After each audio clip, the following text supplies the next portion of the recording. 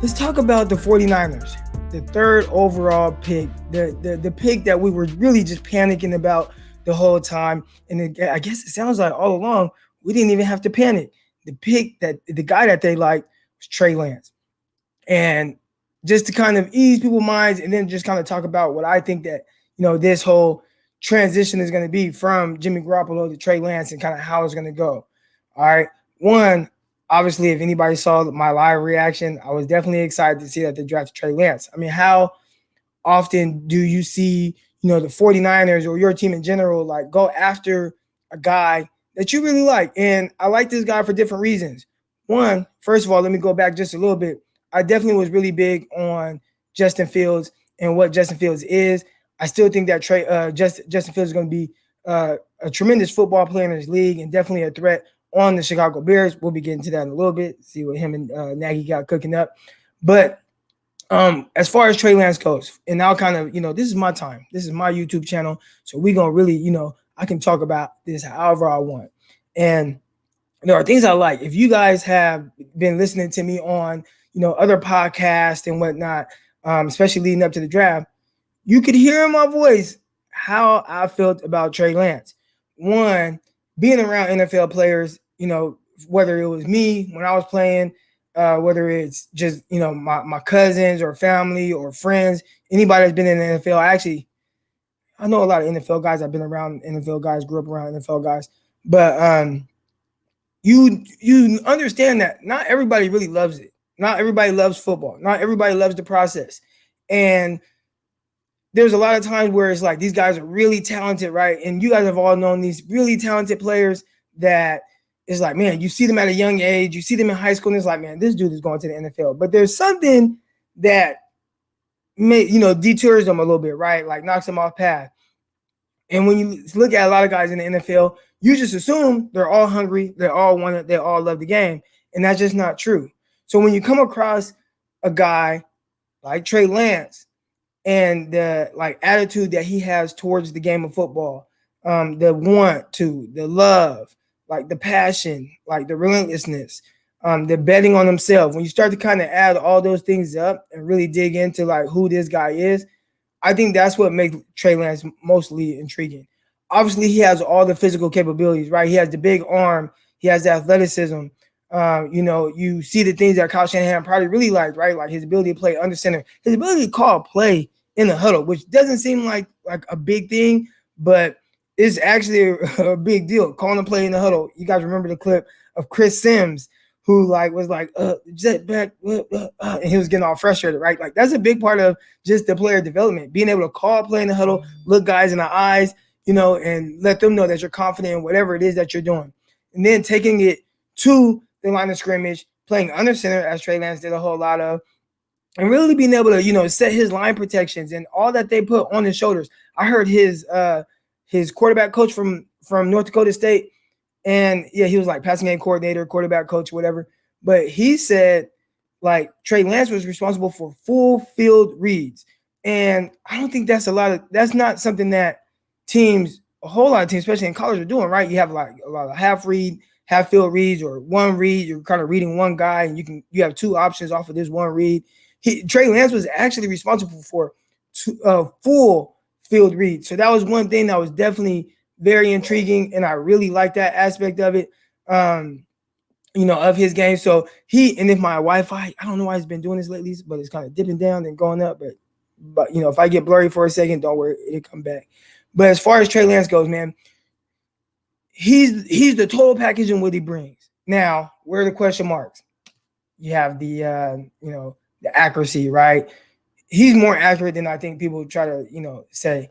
We're talking about a 67% passer, and he's not somebody that's just getting a whole lot of yards off of screens. When you look at guys like, and not to knock Mac Jones is tremendous. I think he's going to be really good for the Patriots, but over 500 yards worth of yards came off of screens. Trey Lance wasn't playing in the offense like that. The more screens you throw, obviously, the higher your completion percentage is going to be. So when you look at Mac Jones, and it's like, well, he's a 77% passer, most accurate quarterback ever. And it's like, he's legit and he is accurate, but I don't think his 77 completion percentage is indicative of that. I think when you look at that, like the screens kind of inflate that number. So when you look at somebody like Trey Lance, everybody points to about him being a little bit inaccurate and whatnot. You kind of starts with the fact that, hey, he's a 6-7% passer. He is accurate, definitely can be accurate, but obviously there's areas where he misses and can improve. So how do you improve on that, right? With hard work. And when you have the type of mindset that Trey Lance has, along with the ability, I think that's something that he's definitely going to overcome. And we've seen a guy like Josh Allen overcome something like that. And I think he had to, it was in a little bit more of a drastic measure where, Josh Allen, he was like a 58 or low 60 or something like that. Then he really jumped up, and you see what he has done in the NFL, see the transition. A lot that goes into that, man, is just hard work. What type of work are you willing to put in to take your game to the next level? And I think Kyle Shanahan, those guys, when they looked at Trey Lance, they're like, you know what?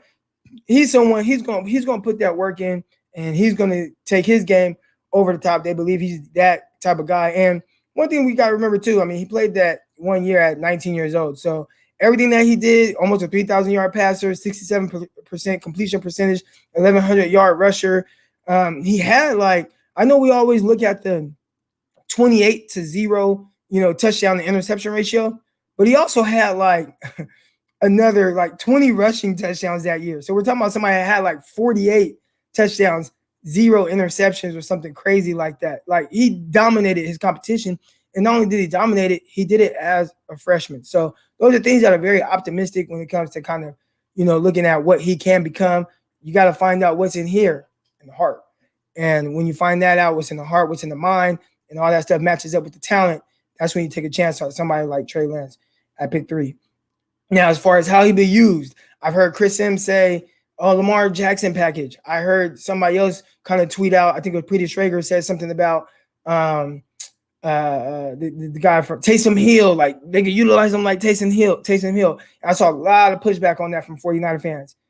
My take on that is not so much that, you have to utilize him in those ways, which, I mean, you can, but give him packages. While you have Jimmy Garoppolo, I know there are a lot of people that are just like, hey, let's throw him in the fire right now, start him from day one. Here's a 3rd overall pick. Let's see it. And it's like, yeah, you would like to do that, but I don't think that that's something that you have to do right now. Hey, we got Jimmy Garoppolo. We know we're really comfortable with Jimmy Garoppolo starting games and being able to lead us to wins, being able to lead us to victories. So what should we do?